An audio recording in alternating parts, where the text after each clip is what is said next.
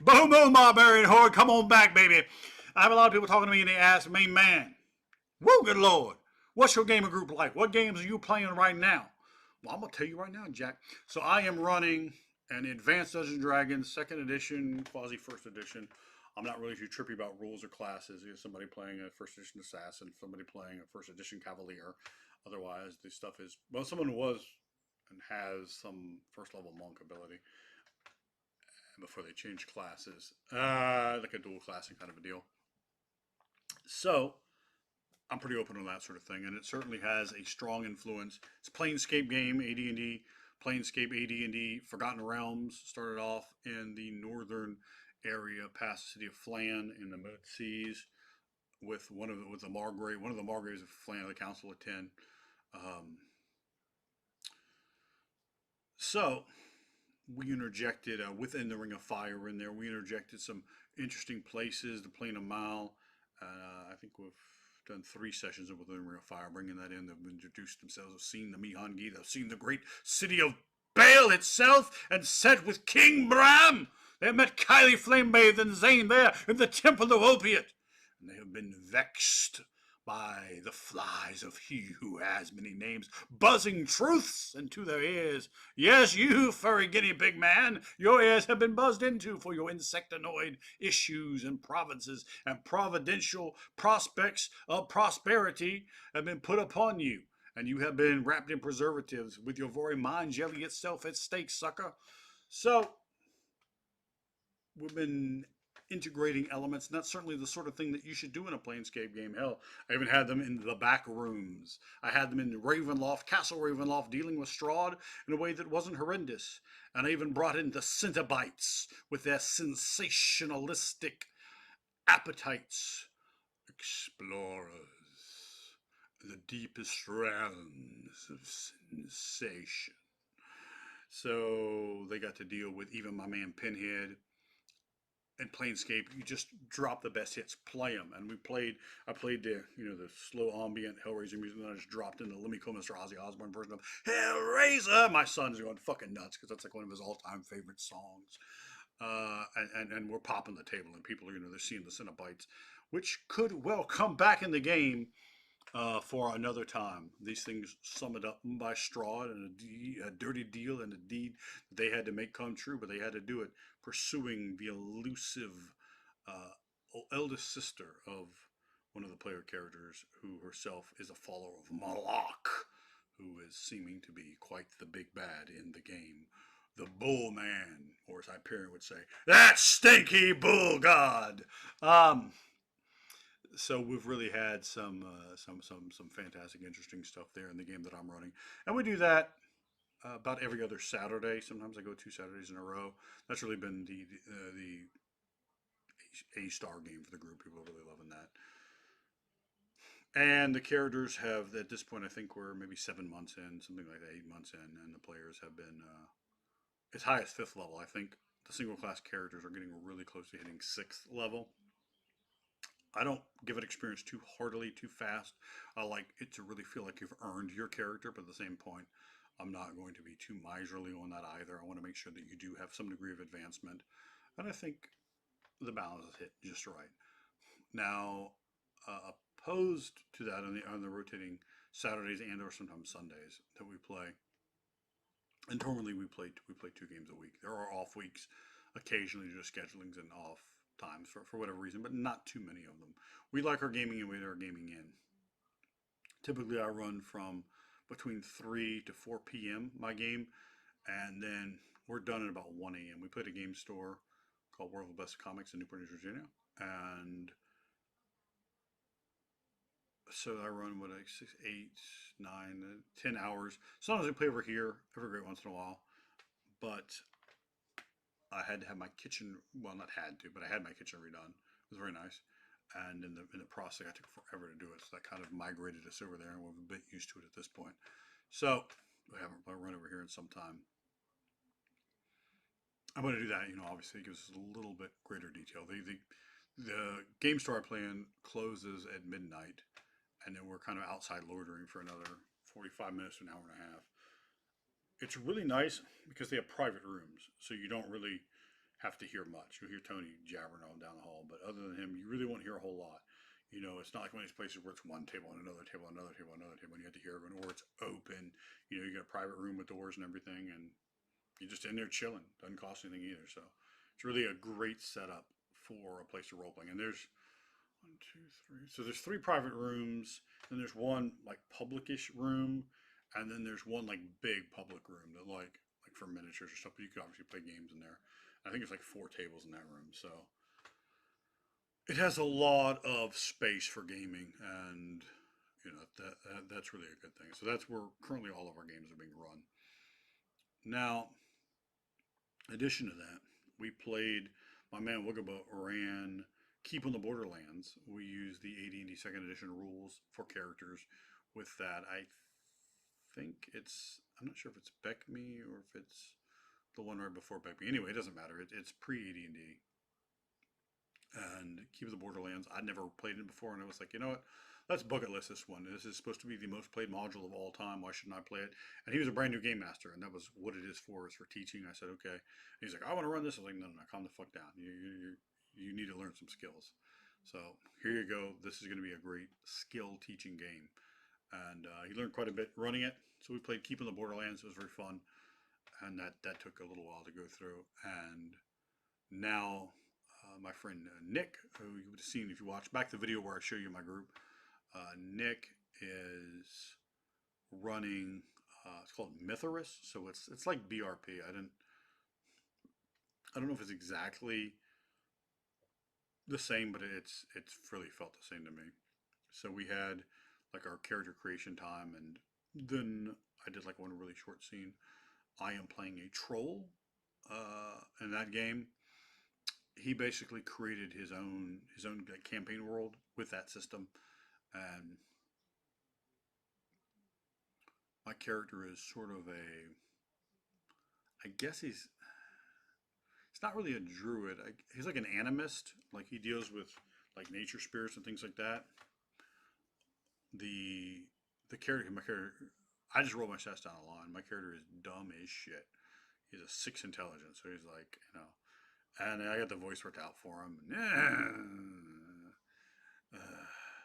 Imbaba umbaba, imbaba umbaba. So he's gonna be fun to develop and play. And I ended up with a really high. I think it's called. I got it for so many different games. Right? It's called Spirit or something like that. Whatever let you have magic. I just rolled my shit down the line, and that worked out for me. I could have moved him. I was like, I don't know. I don't really know necessarily what all these stats mean. So I ended up with a high of that, and he added a bunch of systems to get this and that. And I ended up my strength ended up going up from like a 14 to a 17, and I got whatever the magic skill is, power. I think that's what it's called in this game. I have like a 17 in that. So I have two 17s, which seem to be pretty decent. And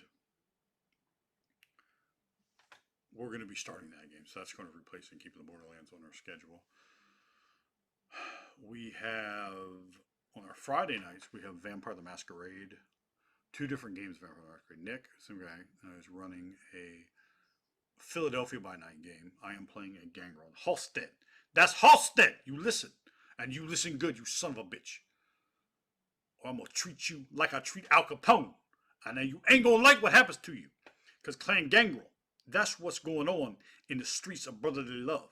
You need to understand that and wrap that around your mind. You want to think that we down and low down and out. No. We are coming back all the way to the top. And we're going to get a hold of you. You understand? Because I don't know where you think you are. But if you look around and you check them street signs, you're going to see each and every one of them say Halstead Street on it. Sucker. Now, can you understand that? So, Halstead is a guy from basically like the Old West times that got embraced. He's poor. He fucking would rob graves and shit. He didn't give a fuck. And he ended up getting sorted out by like one of these. Because, you know, he'd go in and he'd take the cadavers out. He would sell the cadavers to fucking medical students for their ghoulish tactics in like 1870 or I'm not sure exactly, somewhere around there, right? So he's in Chicago before it's Chicago. He's in that area before it's that area, right? He's in there before the city burned. He's the second city saint. You understand? He's seen it all. He's been there all the time, and the street has come up around him. And from that area, That's really where his persona comes up, from Halstead Street. And of course, the face claim is none other than the legendary professional wrestler / professional wrestling manager Gary Hart. You can look that man up, one of the most evil men and sinister men in the history of professional wrestling. Uh, Very witty, very intimidating.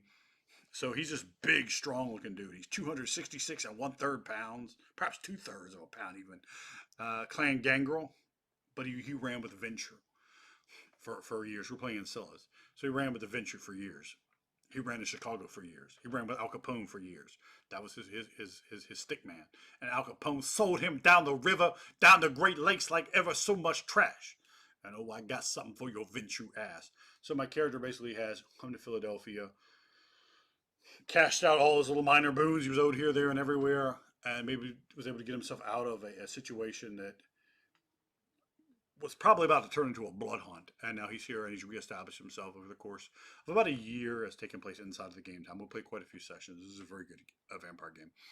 So Halstead has reestablished himself. And of course, Halstead is not actually his real name, but that's the moniker he goes by. That's what he's known by on the streets. And Clan Gangrel is the weakest clan in this game. There were 3 Gangrel in the city, 3, and they're fantastic characters. You got Mr. Big, you got Little Sister, and you got Naz, my sweetheart. So he's developed a very strong pack bond with him, and he's a Gangrel that never got to be a Gangrel. His sire embraced him, but didn't like him, right? Didn't care for him, thought he was a despicable fucking cretin, and never really did much to teach him or help him. He knows who Sire is, but they just don't, they ain't cool like that, right? So Halstead ended up falling in with the Ventrue, and he tried to follow up that way, you know? He's got heavy fortitude. He's got to dominate. Because a Gangrel will dominate, right? Because a Gangrel doesn't have animalism, but he's got to dominate. And now he's discovering what it is to run as a wolf under the pale moonlight, and dance as mist with the other Gangrel, right? To learn these things, to be a Gangrel, and he is a natural leader. Again, he's a Gangrel that can walk that fucking room and be a fucking Ventrue, but not quite. Like his suit is a little too old. It's just a little bit tattered. This suit's all right, but you know he's just slightly behind the ball, right? He's got a whole bunch of tools on his belt, but he leads with a hammer. He is an autocratic by demeanor, and by nature, he's a conniver, right? He's trying to flip everything to his advantage. When he falls in with the Gangrel, he's trying to con them to make them basically his jabronis. But what happens is he basically falls in love with them, right? He had never had that. It supplemented the damage in the man's soul, extreme levels of damage. This man came in extreme poverty. He had a human partner, and they would go to the graveyards and they would dig up the bodies, right? And they would sell the corpses, but they would take the clothes and they would sell the clothes. Back then, even something like that you could sell, right? They would sell any jewelry, any watches, anything they could find in there. If they had swords, if they had anything of note, they was taking it all. They was taking every bit of it, and they were selling it. They'd take the damn casket and break that so much up for firewood and sell that. They did not give a fuck. They were trying to make that money. And one of these dead guns, I think is what they call them, just fires a single shot like on basically a string pulley system. You open the thing up, boom, and he got fucked up and almost killed. And that's when he got the embrace from his sire, who was who overseen the man and couldn't let him die, but then perhaps had his own regrets later. So it created this really. Oh, my characters hit that character. His theme song is the Platter's Twilight Time, which is great because it's this nice, beautiful fucking dulcimer tones. It's twilight time, and then I'll just be singing these, just saying this, don't cut my soliloquies, just horrible things, just the horrors of how brutal the man is, and he's trying to manipulate the clan Gangrel, but he falls in love with them, and he's ultimately he's trying to make them his stools, but he's the mark, right? Because he cons himself, and all of a sudden I'm sitting there basically like the leader of fucking clan Gangrel in the city, the weakest clan in the city. There's only 4 of us, but he's pushing, and he finally has something. Instead of being a scallywag, his dynamic arc is he starts kind of becoming the hero because he found something that he loves, and he found something that he's fighting for, and he's fighting for something else, and that's such a heroic story from a man a man who's the dirtiest player in the game, and he thinks Chicago is the shit, and he thinks Philadelphia ain't shit, so he just shits on people sometimes, They'd be like, "Oh, Philadelphia." He's like, "Do you know who you talking to? You talking to Halstead? That's Halstead money. You Halstead money." So he's had some fantastic scenes, just cutting people with razor blades and just all kinds of ridiculous fucking nonsense that's gone on in the game, and it's been absolutely fantastic. So Nick has done a great job on that one. The other game we've been playing for a long time, I'm playing a character called Mr. Black, who some of the players might be watching, so I'm not going to give everything away, but he is ostensibly of Clan Giovanni, and no one knows his name. He just tells him he's Mr. Black, which of course isn't his name. But now Halstead is very much boom in your face. They're an extremely different character. Like, he is animated, he's in your face. He'll talk to you. Who goes out of his way to deal with this, that, and the next thing. He's gregarious and a intimidating, bludgeoning. He's a fucking hammer, right? Mr. Black is a fucking exacto knife. Like, he's got every tool. In fact, he's not even exact. He's like surgical fucking implements. Um, he is way back here. He's careful. He's patient. Halstead has a problem. He's going to try to figure out and go right at it. Mr. Black will sit back here and go, "Oh, no, there's not any problems. With us? No, I respect you." The whole time he's working you till he gets you exactly where he wants you, and then he gets your ass. And then that's that. We had a fantastic scene in that game where I played against a character called Whitley, who we built up a deal, kind of like a Beowulf type deal, right? Where my character, he's a Dane, and he's from the very, very end of the Viking era, and one of the very last that does not succumb and fall into to Christendom. He is still a follower of Odin and the old gods and the old ways, and we would do the deal with his hall, and this fucking stalking Nosferatu, Whitley, comes in there and just fucking ravages his people. Fucking, very, very, very Beowulf style background with Grendel. And he ends up being dealt out, right? And just at that last moment, that's when his sire comes. But his sire doesn't make him a vampire, he makes him a ghoul. And he is a ghoul for an extraordinarily long time. As you can imagine that the age I said it in, right? So he's a ghoul for like 1,000 fucking years. And at the very end, he basically takes it upon himself to make himself a vampire. His sire has completely disappeared, and he feels that he needs that push up, which also in the back of his mind, he's like, "Oh, I should have this." So he becomes a vampire, and working the whole politics. And the game has a lot of politics in it. It takes place in Houston, Texas, so it's Houston by night. And this is almost like the second, not season, but series, because we played this game for a long time with a different group, and now it's kind of a different group of players, and myself and the same character, right? And then David, he has the same character from the first series. Many, many game sessions, many, many hours played, and Mr. Black is extremely. It's interesting to have a character that's that extremely competent. He you're almost not going to get the drop on him, and he has, like, the game master uses a lot of social tags and these sort of things. That's Frank's game, and he, again, if you want to see his playable Nick or Frank, or well, you can look at the video of the players in my group, and you'll see them. So it gives you an opportunity to uh, play in a world that's just a little bit different. And gosh, yeah, because I've had that character for I guess over 4 years now, because Frank went away from it and ran a couple other games and then come back to it. So it gave us the really opportunity to see a character for a very, very, very long period of time. So he's the long term character that I have at this moment, and he's very, very fun to play. He is face claimed by Clancy Brown, so one of my favorites. I had initially thought about using Idris Elba. Frank was like, "No, no, I'm gonna do something with him in the game," and he never has. I was like, "Okay, well, I was gonna use that guy for my character, but whatever." But he really likes. He's a big Clancy Brown mark, so he really wanted to get that right anyway. Sometimes I'll do it with the game master. Okay, I can do this or this. You want who you want? You want David Bowie? You want Sebastian Bach? And who do you want? Who do you want here? What's going to help you kind of get on board with the character?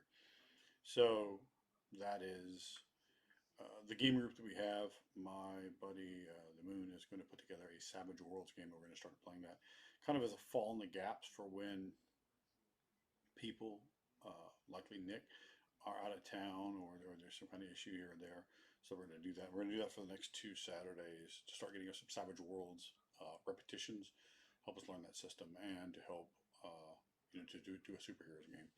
My superheroes character will be Oblivion, and maybe I'll tell you about him in a future video. Anyway, as always, forever and a day, baby, I am now and forever your main man.